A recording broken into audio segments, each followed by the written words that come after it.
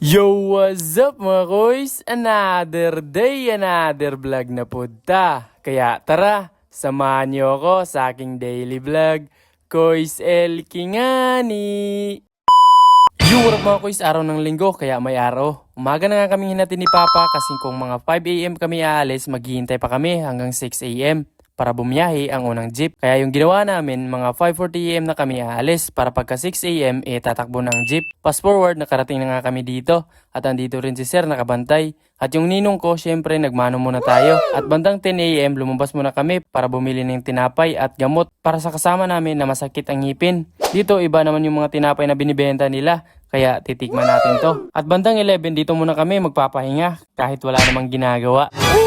Actually, kanina mga kois, nag-charge muna ako ng dalawa kong CP, tsaka umalis para full charge. Mawawala kasi yung kuryente simula sa umaga hanggang sa hapon. At ito na yung sinasabi ko sa inyo mga kois, na magkakaroon kami ng firing, kaya eto, i-deploy na kami para sa giyera. Pero biro lang, kaming lahat ang magpapaputok ng M60 na baril. Sobrang layo pala ng firing range dito at puro pataas ang daan. Pagdating natin,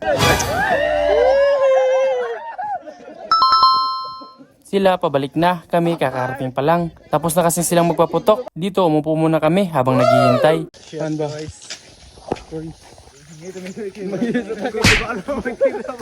At dito magal kami na. Pero tinignan muna namin yung mga senior officer na nagpapaputok.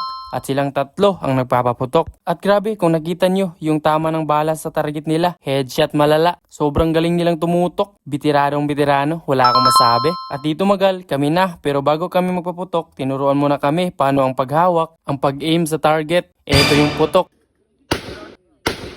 Ang ginamit pala naming baril ay M16 at may tatlong position. Ang stand, kneel at drop.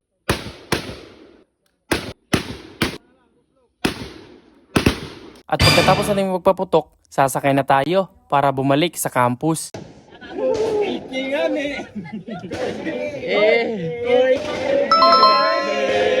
Mga bandang 2 p.m. na to, wala pa tayong tanghalian. Buti na lang may dalang baon yung kasama ko kaya nakakain tayo kahit konti lang. Dito na nga tayo sa front set, sumakay kasi kulang ng dalawa. At yun lang mga kuys, for today's video.